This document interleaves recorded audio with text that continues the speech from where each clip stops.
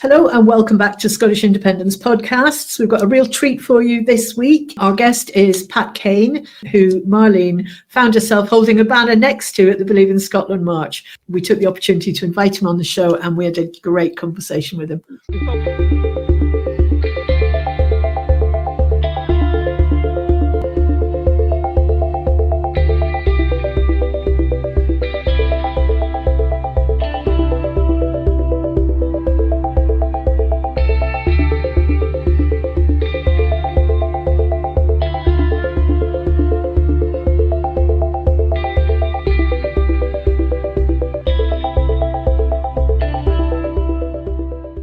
You probably know this already, but Pat's a writer. He's a musician, especially with he and his brother signed together.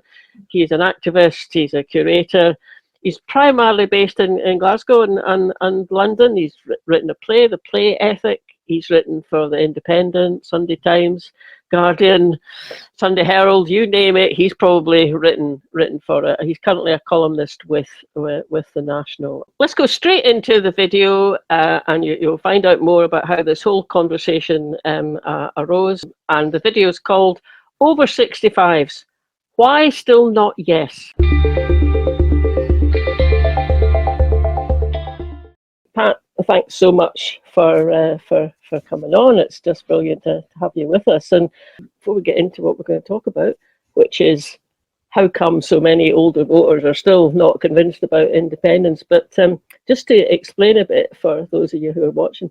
So Pat and I were both guest speakers at the March and Rally in Glasgow in April, the one where the rally was in George Square, which meant that we were part of the troop of people up at the front of the march holding the banner, walking along, and at one point I was thinking to myself, well, this is going to take a while because you don't walk terribly fast. So I'd never met Pat in my life before anyway. I remember I turned around to you and said, Pat, have you got any ideas about why so many folk, in my age are still not convinced? And you turned back around and said, yeah, I've got loads of ideas about that. Oh dear, not all of them of equal quality, but anyway, yeah. The next 20 minutes, you and I were just talking about that. So yes, of course I didn't record that at the time, but great that you were happy to come back in and talk to us about it. That was what happened by age. That's how we voted. The blue line is yes. You can see what happens. You get up to 55, 60, over 65, and whoa, it's a way down. 65 plus is sitting at about 25% back then, but it's increased since then. I mean, it's not at 25. I think maybe it comes in about a third, 33% convinced, but still 2/3 of us not. Whereas you look at the under 25s or the under 30s, it's completely the other way around, if not more so. Tell us what your own kind of thoughts are about that. Sure. Well, I mean, what I remember us talking about, Marlene, was what the kind of the determinants on that would be in terms of history and culture in the kind of the latter half of the 20th century and a wee bit into the 21st. But I was looking at the demographics as evidenced by the dashboard on Facebook of hue and cry audiences. We sort of came of age in the mid to late 80s. And we're celebrating our 40th anniversary this year from starting in 1984. And the bulge in our viewership and our attendees are between sort of 45 and 65, and a bit older than that and bits younger than that. So read that back 30, 35 years, and you're looking at. Because I'm thinking about it musically, I'm thinking about hippies, punk, and post-punk. Firstly, what I think about is what has been the positive or negative impact of people being part of countercultures or subcultures. And I don't think much research has been done from this. I don't know how much research has been done on where you're a punk, where you're a hippie, how does that affect your ideological choices? But I can't imagine that it's disconnected. And I noticed there in the graph that you just showed that the 45-65 is the kind of break point for people descending away from a bravery about independence towards a fearfulness about it. And so you're getting into people who might have just had the counterculture pass them by. They just weren't involved. They were too busy working. They were too busy trying to kind of get on the conventional career ladder. I wonder whether we, at some point, or whether there is research that identifies people's involvement in rebellious or countercultural or alternative cultural or social movements and their subsequent ideological development. I mean, it's quite complicated in the US, for example, when they look at the demographics. They see quite a lot of boomers and late hippies and Generation X taking that kind of profound individualism that they had and turning it around towards a kind of an anti-government sentiment. That's their particular story about the relationship between the countercultures and later ideological statements. And also, I think the more that you're not alive within those movements, maybe you're too old for them, or maybe you didn't ally yourself with them. And I think in the UK, the more committed you are to the post-war British consensus, the idea that this is a generation defined by its united fight against Nazism and fascism, and celebrating the post-war settlement, the welfare, the UK welfare settlement, which provides not just homes for heroes, but a kind of a social cushion for heroes. So you're still overshadowed by the existential threat even for the parents of that generation. I mean, I know that from my own parents, very much defined by the experience of being bombed or having people go off to fight, or even my own father lingering on into national service in the early 50s, in the late 40s, patrolling Berlin for snipers. So there's a whole younger generation of people who are heading into their 80s, 70s, 80s, 90s, who are, I think, overdetermined by the war and underdetermined by alternative movements, and a kind of rising sense that this isn't enough. The post-war settlement, full employment, full welfare service isn't enough. There's got to be more to life than this. And I think the more that maybe even that generation is somewhat 50-50 open-minded, maybe even 60-40 or 55-45 open-minded to independence, their children, more defined by the Scottish context, are going to be sort of intensely for independence. I mean, that generation whose children are now in their 20s and 30s would be the people who were supporting bands like Hue and Cry and Deacon Blue and Runrig in the 80s and 90s. So that's they're affected by the rising sort of cultural movement in Scotland as a mood tone, as a feeling tone. How do we feel about being in this part of the world called Scotland? That begins to really shift and change. 70s, 80s, 90s.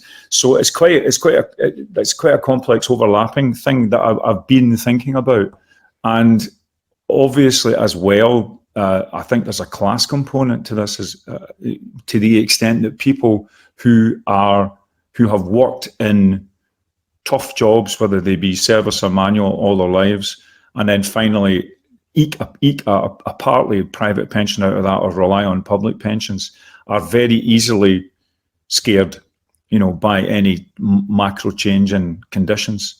And it's not, we're not, again, one of the great underdevelopment points of Scotland, we're not like a Scandinavian country, that has very well provided for elders who then have autonomy to be flourishing citizens.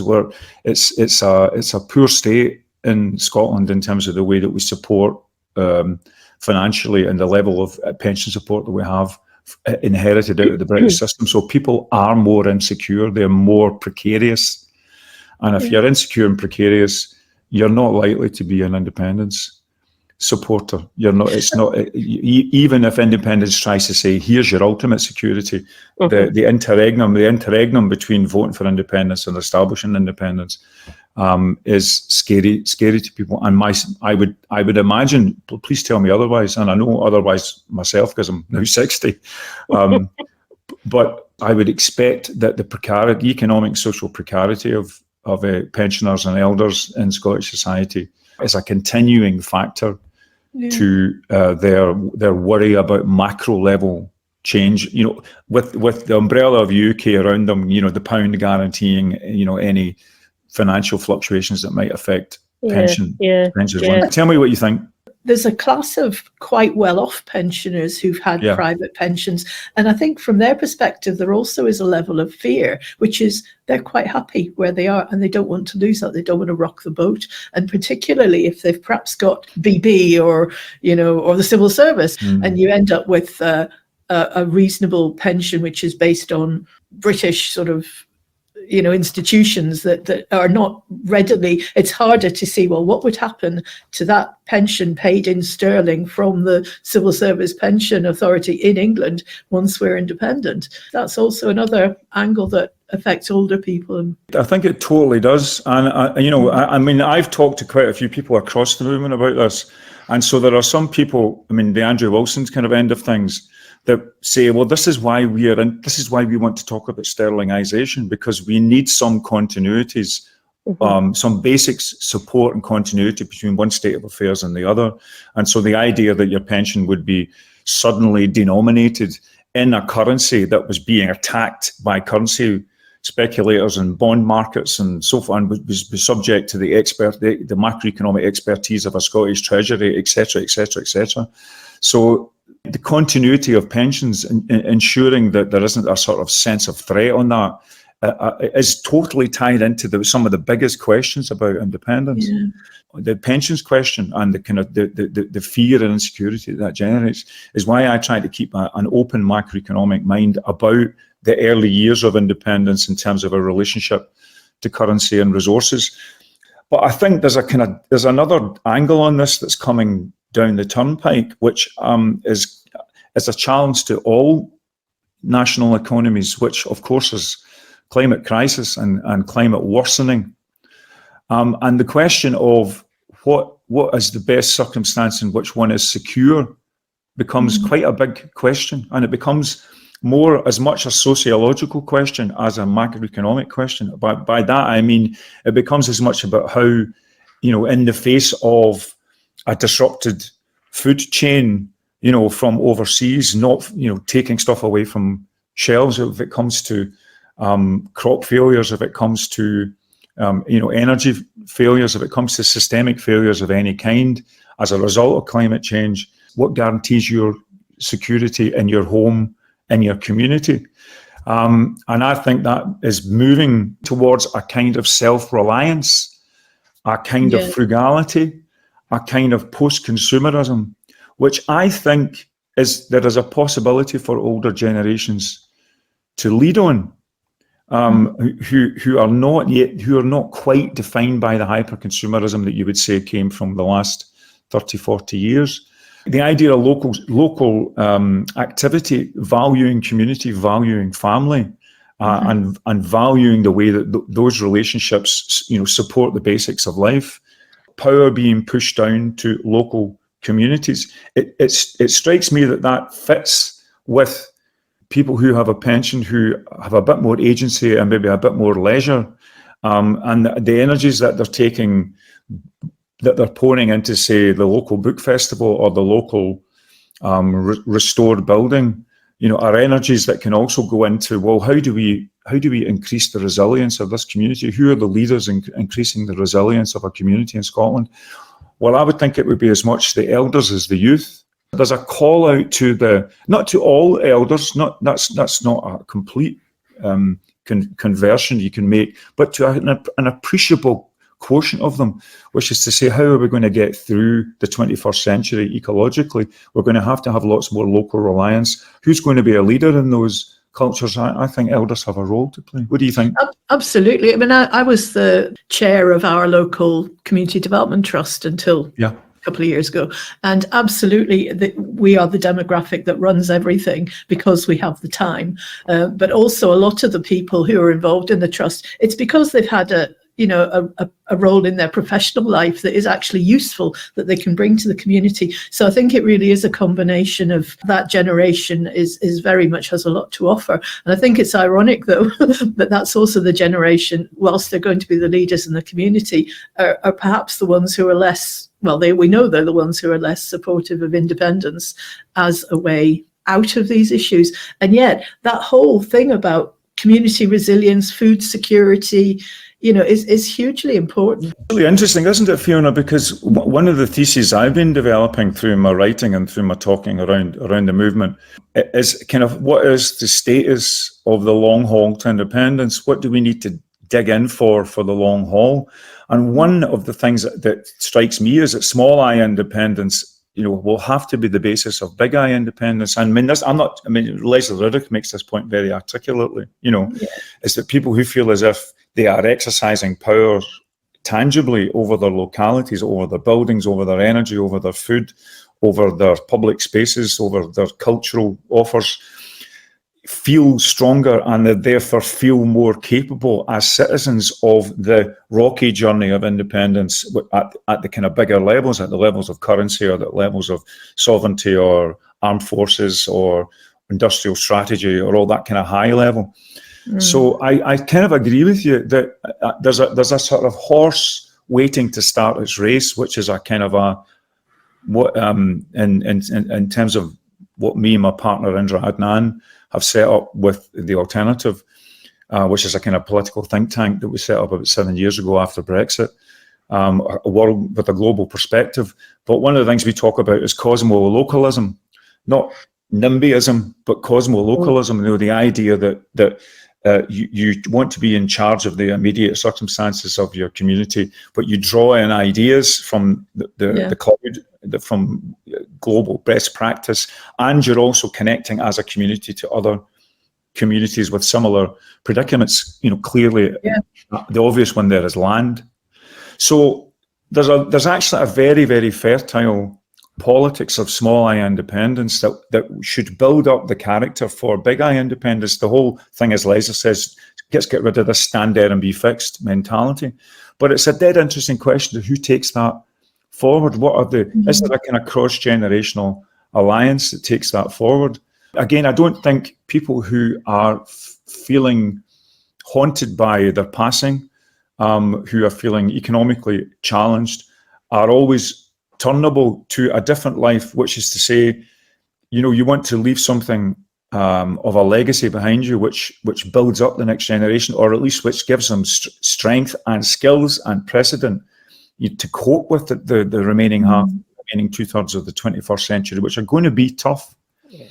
And even I would even have wondered whether there's for the really the oldest, the ones who are in touch with the war, there's a way to talk about the next existential challenge. They will also have a kind of leading role in. So rather than it being NIMBYism, it's here and in the worldism. and it's an interesting. There was a piece. I think it was talking about the rise of the Greens in the English and Welsh elections.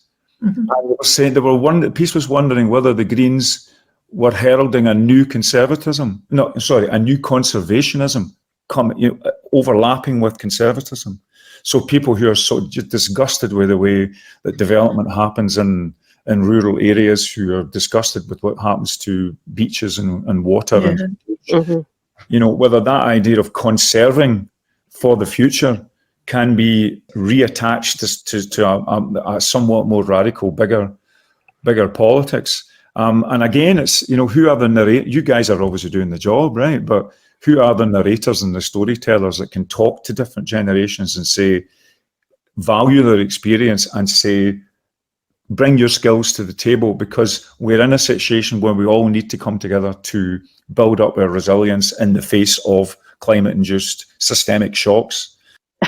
So not just the elderly, like what I am, but the very, very elderly. Yes. The really old. They're really old, the kind of in their kind of 80s and 90s, and there's a good few folks still alive at that age, thank goodness. And but I'm thinking about my dad, who's not no longer alive, but he spent his first half of his 20s and a couple of years as a teenager, fighting along Africa and Italy. So when he came back, he reached the high rank of Lance Corporal. In the Royal Signals, it was quite clear from how he talked about that he and his mates came back, and as far as they're concerned, they had done the job, and now It was for them to tell the government, I mean London government, what kind of society they wanted, what kind of how they wanted it to be run. And I mean, he was always a Labour supporter, and I think he was actually still, reasonably optimistic about that, at least maybe up until the 70s when the Thatcher years started. But there was an idealism there. Yeah. And it was based on, we did something, and it was hard, and a lot of us got, killed, but actually we did something. And yeah, kind of then he wanted the government to do it, but he also knew that he'd done it and his mates had done it. And for folk my age, we've all got, uncles and aunts, and, I knew a lady down the south coast who was who was one of the spotters for the German aircraft going over.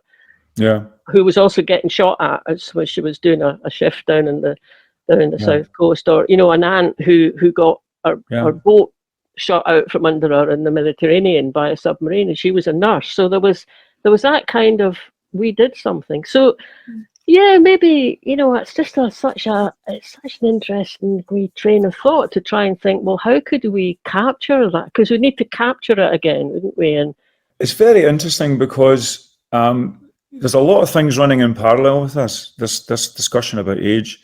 I mean, to go back to the hippies and then the punks and then the post-punks who are kind of 55, 65 in that kind of zone. At the same time as that kind of anarchy in the UK, funny enough, that's what the song was called, right? That called a whole sense of imaginative freedom and creative freedom, and being able to kind of define yourself in any way, shape or form that you wish, which is the kind of instigator of our culture wars at the moment. That's where it all sort of starts. At the same time as that, a lot of sociologists and political scientists, particularly a guy called Peter Mayer, who wrote a book called Ruling the Void, are charting a gradual disillusionment with the political class per se over the same period, a real cynicism about politics and regimes getting more and more and more and more intense, with the great outlier being Scottish constitutional politics, where the idea is that you think that you can devise a state and you can create a constitutional force and you can, take a tabula rasa and restore a parliament and for example, have proportional representation such that we end up with a Green Party in government, the first one in Britain, and one of the leading ones. No matter what you think of them, there they were. They're a historical fact, and you could vote for them in an advanced system. Now, this constitutional settlement, this new constitutional settlement, is both top down and bottom up. It's top down in terms of what the 1997 government could make possible, but it's also bottom up as a consequence of an internal to Scotland 40, 50, 60 years set of arguments about how we could do Scotland, or we could do this nation, thus asserted differently. So there's an inner history from Scottish public life that sits alongside other histories. And in a sense, we've kind of bucked the trend, which is kind of laid out now for us in the national populisms that look like they're going to do very well in the European elections in a few weeks' time, and look like they're going to do even better in America and Trump. And these national populisms are kind of driven by older people who have who are not liberal graduates, younger graduates, and it's a very, very defensive, protect myself from the future, or somehow get back to a sense of greatness that doesn't have to deal with the rest of the wider world. In Scotland, I think we've had this rich stew between constitutional politics, a very strong cultural agenda. I mean, the fact that one of the axioms of Scottish life is work as if you were in the early days of a better nation. Where does that come from? Comes from Alistair Gray's novel that came out in 1982. No matter whether everybody's read it, who says they've read it, they have it there as a sort of talisman. So there's a sort of rich stew in Scottish life that's happened over the last, I'll call it 40 years. I was part of it, that I think we can draw on. I think we can dip into it if we articulate it properly. And I think older generations have and aging generations have a big part to play in that. And I wonder whether the call to a radically self-reliant Scotland, I mean, again, to come back to my great pal Leslie Riddick and the movies that she's constantly been making over the years, a lot of them talk about a very strong and historic sense of citizen self-determination. You know, the folk schools or the peasantry gaining land. You know, 100 years ago, classic moment of nationalist self-building that we missed. Yeah. But I think we have that, Stu, right now. Totally. And also, I'm just back from Norway. Yeah, I was up in Tromsø and then in Oslo, and there is a really good case in point, because the 17th on Thursday is their Constitution Day, which is the day that they declared independence from Denmark after 434 years, never mind 300 of a union. Yeah. You know, 434. And what prompted it was that they'd started as equal partners, and Denmark had been bigger and bigger and bigger, and they were more and more sidelined. And finally, Denmark decided they were going to take away the Norwegian parliament bit.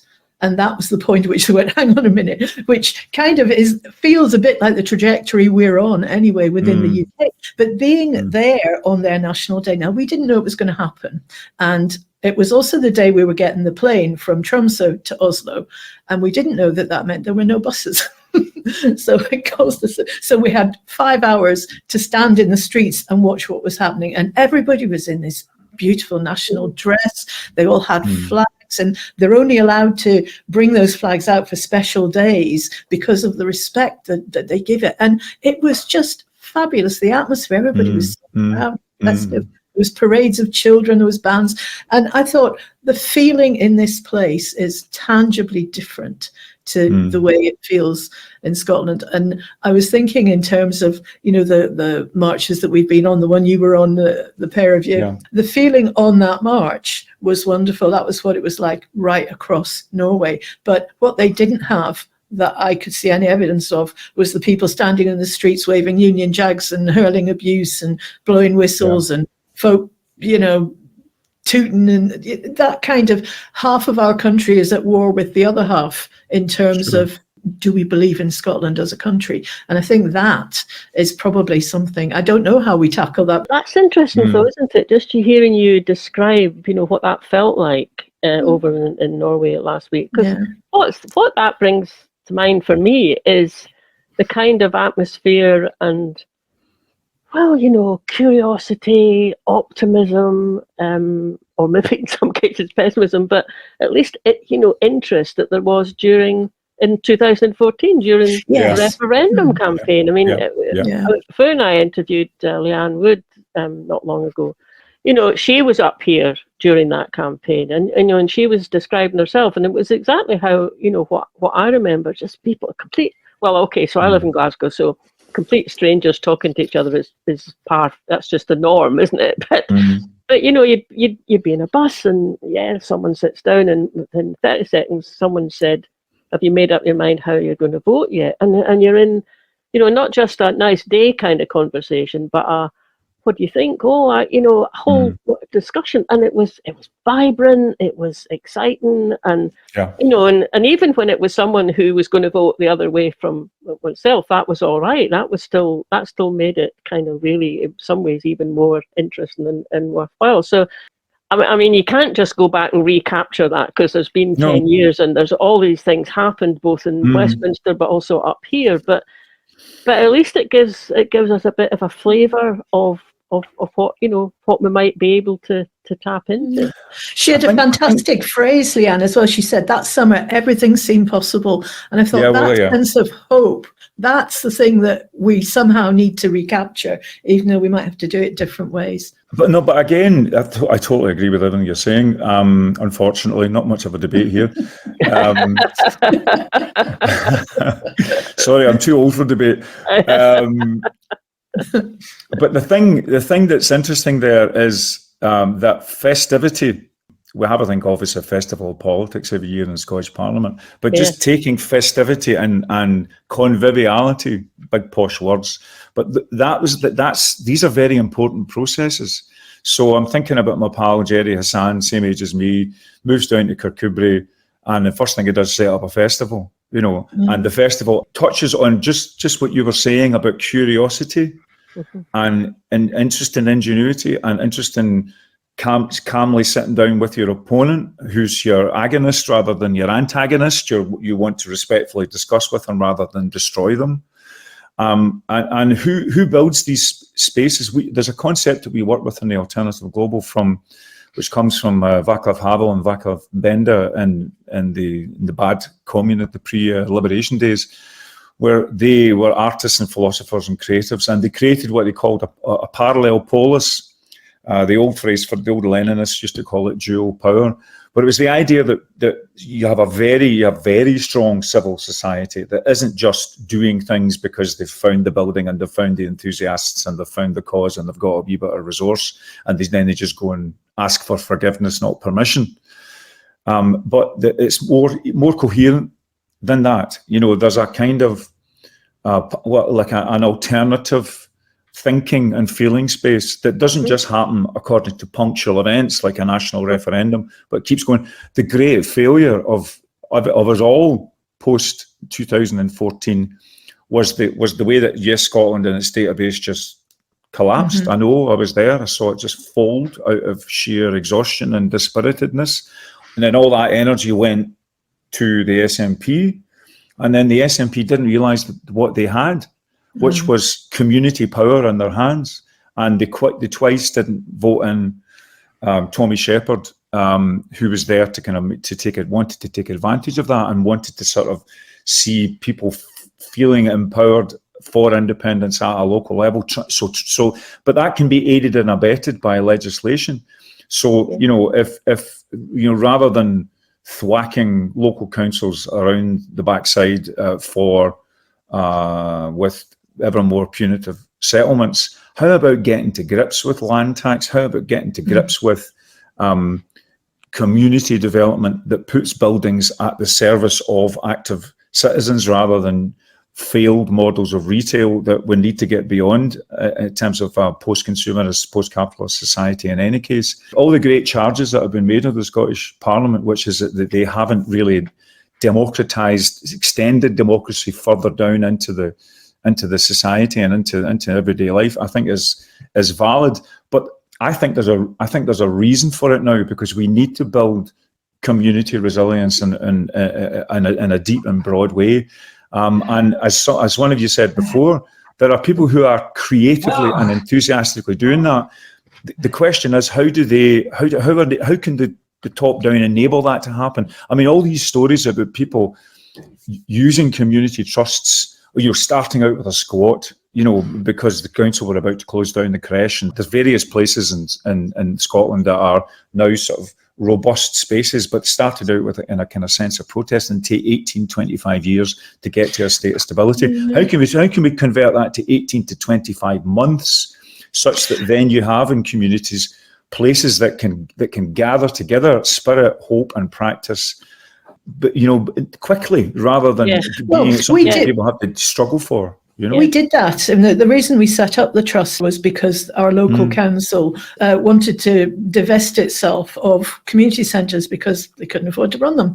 So they offered them to the community. So we set up to take it over, and it probably was about a year of learning what a centre is all about. How do you how many toilet rolls do you go through in a community centre? We didn't know. Sure. We had to find out, even little things.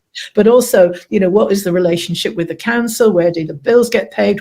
What's the going rate? Are you undercutting somebody by offering community teas because your local cafe then is struggling? So many things. It was fascinating. Elders would have the competence for that, and right? They were key. We took over the library. We opened it up as a new library that was entirely staffed by retired folk who also were the ones who wanted the library to be there. We also set up a community volunteer driving scheme because a lot of the tended to be older, perhaps widowed women whose eyesight had gone, so they couldn't use the bus. They weren't driving anymore. And we had volunteers taking them down the co-op to pick up their shopping or post a letter and just stuff like that. And I would say within about probably about 2 years it took we were running a thriving community centre. We had these programs on. There was a huge number of volunteers, and it's just gone from strength to strength since then. So I don't think it's 18 to 20 years would be the norm. I think if there's something, in our case, it was the Civic Centre. That was the thing that provided the prompt that we had to do it. But there is a lot of support out there for organisations, because at the same time, the other halls in Clackmannanshire are going through the same thing. And there's the third sector interface, which coordinates all the support for all the charities and voluntary organisations out there. They are hugely helpful. And there's also funding. There's things you can apply for. I think that the building blocks are there. As ever, it's how do you scale it up? The interesting thing that I was talking to a guy who's a sort of quite a high level economic advisor for the current administration, and we were both really agreeing that one of the radical things that could be done that would create resource for this kind of activity you're talking about is a 4-day week.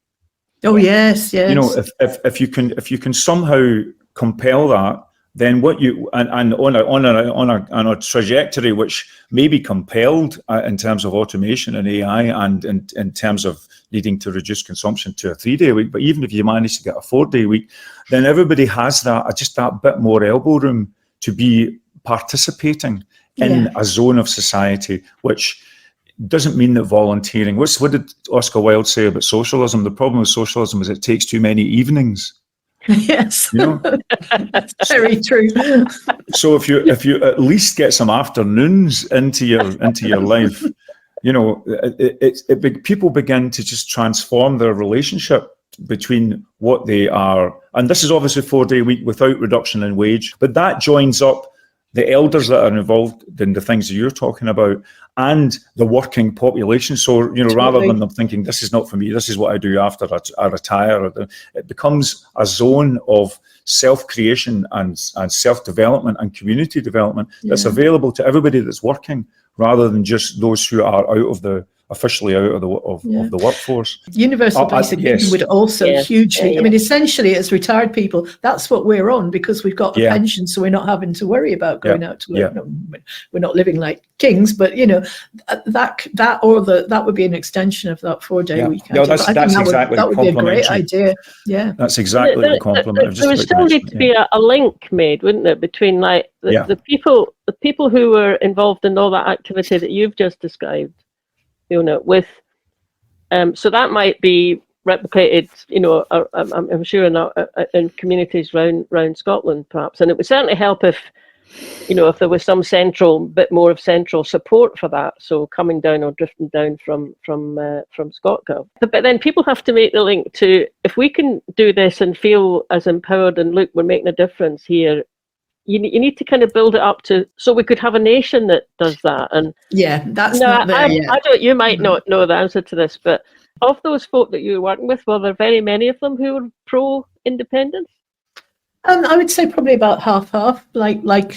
Oh, everywhere. Okay. That's good to hear, because then that kind of opens up a possibility then to have more people making that link and seeing we could do this, and maybe that would be a way, a different way from what we've tried before, to get to we still have to get to the people who are persuadable, don't we, about independence? I mean, there's some folk, and we know that they're not persuadable, but there's still that kind of 10%, 15% of folk who are persuadable, and they are the ones we need to reach. How do we reach them, and how do we get them to kind of go from their local experience and efforts that they may have put into making it, let's do that for the whole country? Yeah, and I think the answer must be in terms of increasing pushing that responsibility down, so giving the councils more autonomy, not direct funding from Westminster bypassing Scotland, which I think is what Labour would like, but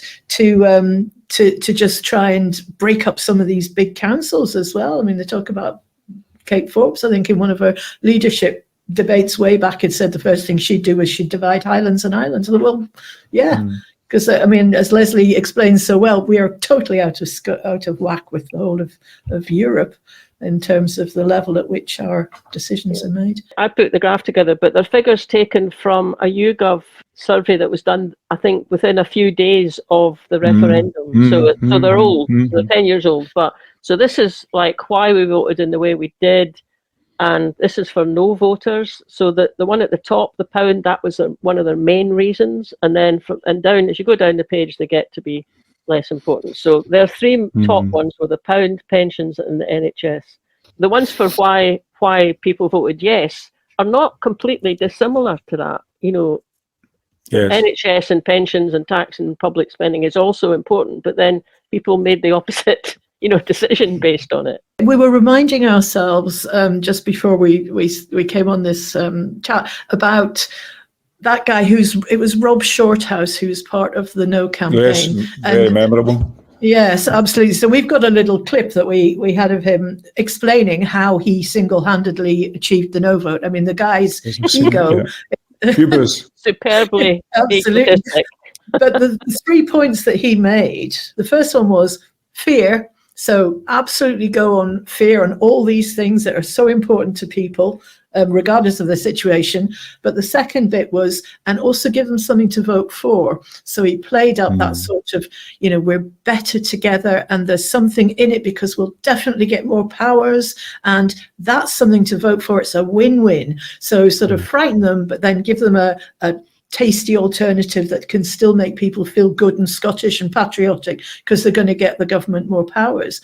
Now if that was the case now, if that was a no campaign based on that, it would fail completely, wouldn't it? Because the second half is just demonstrably didn't happen. We didn't get more powers. We didn't get all the promises that were made. The vow was not carried out. We still got dragged out of the EU. All these things have been taken away just because the unknown future, we now know what happened after a no vote. We've got food banks, we've got poverty, we've got, all this kind of stuff. So I kind of wonder, is there something we can do to reduce the fear? Because if the positive reason to vote no is gone, the fear is still there until we can get rid of it. There's two things to say about this. One is that the electoral polls for the UK national election look as if there's going to be a kind of Scottish vote for going with an anti-Tory or a non-Tory, arguably, in terms of policy, but a non-Tory alternative. So there's going to be a bid for a kind of UK level security vote. We would rather be part of that than send our MPs in a kind of neutralised way to a parliament that doesn't really, where they shouldn't probably be there in terms of a Sinn Féiner option. But so there's a sort of, it looks like the legendary Scottish electorate are going to make a tactical vote for a Labour government at the Westminster level. Now they've done that and not done so at the Scottish Holyrood level. So there are 2 years to get some of these arguments right. But there's an interesting demographic thing that Lindsay Patterson, the academic, brought up about 6 months ago, where he looks at the generational differences. In the surveys between 2014 and 2019, independence attracted 2/3 of people born after the mid-80s, but under 1/4 in cohorts born in the late 1940s or earlier. And since 2019, it's sort of the same. The average support for people born in the 1950s or earlier is under 1/3, and for those born in the 1990s or later, it's 2/3 for yes. So independence is being presented as forward-looking because it appears to belong to younger generations. And the point he makes is that, in short, independence has come to be linked. This is arguable, but this is a point he makes from the evidence of attitudinal surveys. Independence has come to be linked with young liberal graduates, which makes Scottish national populism very, very different from national populism in other places, which is what I said.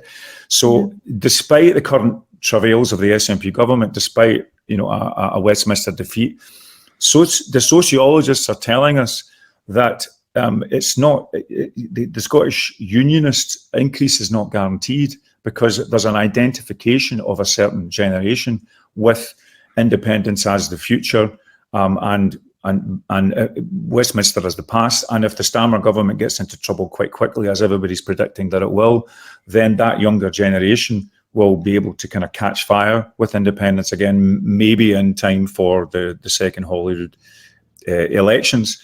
That's the kind of, who are the leaders of the independence vote is probably that generation, young liberal graduates as they get older. But how do we stop there being a kind of recalcitrant elder generation that just is full of cynicism or despair or even nihilism about big level change? How do we cauterize those people? If that's the way they're going to be, then that's the way they're going to be. And then how do we get to elders who are active in their community, who were punks, hippies, punks, or post-punks? How do we recover their big picture heroic idealism? I mean, there's a movement in the US by the environmental campaigner Bill McKibben, and it's called Third Act.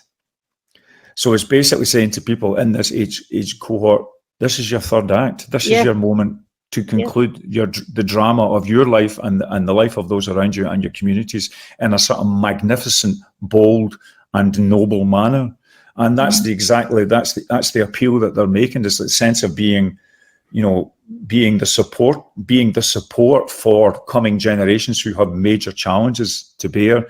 What does the older generation do with its assets, with its time, with its skills, with its expertise? So I've always thought there was a kind of an idealistic appeal could be made to older Scots. You're not going to get all of them, but you might well get a considerable chunk who are being urged to have agency, to be purposeful, to help others. And I think that's an appealable true sentiment. I really do. What came to mind when you were saying about Bill McKibben, movement was because I noticed like last year at Wimbledon when there was a couple of demonstrations with people going on courts, and it was linked up. It was certainly to do with climate change, and the people who did it were retired.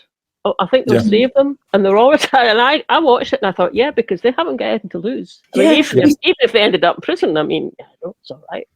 Write a book about it or something. But but they didn't have anything to lose. It didn't matter to them that they were going to have a criminal record because past where that was going to have any effect on them.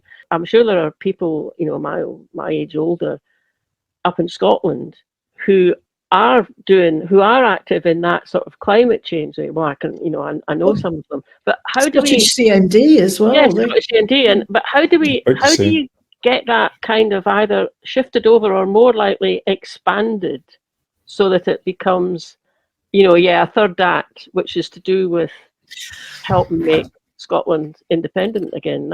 It's just how to make that link, isn't it? I think, Marlene, we're going to have to get ourselves arrested. You and me get a podcast episode out of it. We will be. We could do a podcast from Conton Vale. We could. I'll bring you food packages, I promise. Break us out. I mean, one of the things that I was talking about my speech at that rally where you and I were both speaking was bringing up this notion of, can we have an intergenerational conversation then? Because we know that it worked in Ireland when they were making, what were very radical changes to the constitution, to allow gay marriage and abortion, and it was the older people who weren't really keen on it, and they set something going where, somebody younger would just phone up someone older that they knew, and whether it was their grandparents or whatever, their grandparents' pals or their next door neighbour.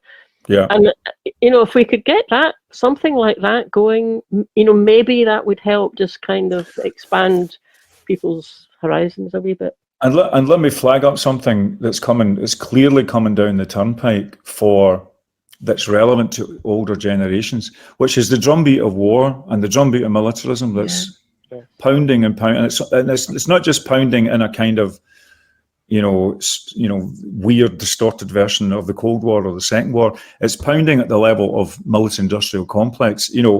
Paul Mason is probably the greatest exemplar of this, which is like, how do we keep our working classes happy? We get them building bombs and tanks and materiel, for challenges against Russia and China and threats to European coherence. So there's a drumbeat to war now, and I think we might get ahead of the curve by looking at the older generations and appealing to their sense of never again, in terms of Second World War, in terms of World War, in terms of theatres of war, as opposed to them thinking, well, one last heave of the West against its attackers and defenders. I think the peaceniks of a certain generation, you mentioned CND, but there's also people who were formed in their British identity by the war, but there's also people that were, in terms of CND, were terrified by the outcome of the Second World War, which was to put us under a state of planetary extermination. So older people who were involved with that argument, the argument about exterminism, how can we be living in an age of exterminism? I mean, it's still the most absurd aspect of our lives that we're 6 minutes away from America observing the rocket glares in a Russian silo to global Armageddon. I mean, we live in a preposterous modernity in that sense. And there's been lots of people at certain ages and stages in their life that have protested against the madness of that. And it might be time for them to be reanimated or reappealed to. But I think tactically, because I think they could also be appealed to in terms of, okay, here we are, let's defend the West against the rests and the hordes piling in on us, and also people who could see what the concept of a military-industrial complex was and could find a way to critique it, which is the counterculture and the hippies, and leading into the end of the Vietnam War in the 70s. Yeah, I was going to say, because that's the other thing that age group, and myself, including myself, was involved in, was those protests against Vietnam. I mean, obviously more in the States than over here, but certainly it happened over here. So, it was quite a thing to be involved in, and it was also a bit scary. But you were in contact with a feeling that you could do something. So I can do something, but also if I join with other people, then we can do even more together and take that up to if Scotland was independent, we could do even more. So that's the task, I suppose, isn't it? I've got this pun that I make, that when people talk about Team Scotland, I say, no, it should be Team Scotland, as in TEEM, Scotland. So we need, if you want to invoke Team Scotland, where we all line up, that's what we've had that politics for the last 10 years, the golden thread of competence. I think everything else. I think there needs to be a general increase in stroppiness within Scotland about what is the best and most empowering society that we can live in. So a teaming Scotland, is one in which we look for surprising agency in many different areas. And that's why I wanted to have this conversation, because it doesn't strike me as completely impossible that we do not give up on the over 55s and the 65s and the 75s.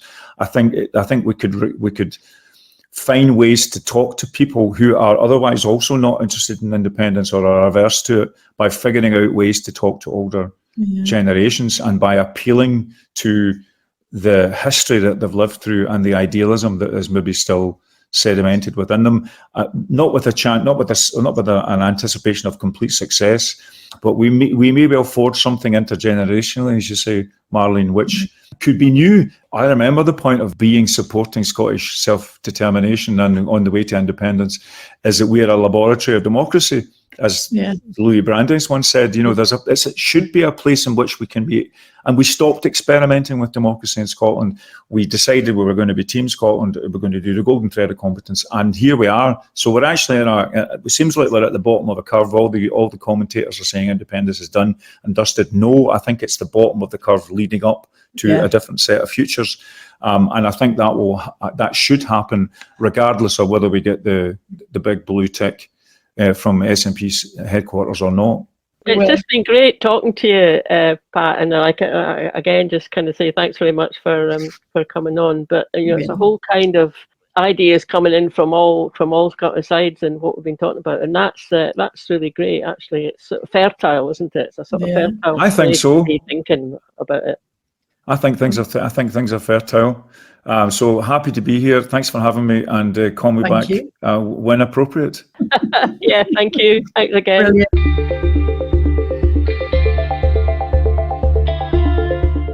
thoroughly enjoyed that. We could have chatted to Pat for much longer. Yeah. So thanks very much to our guest, Pat Kane, for joining us.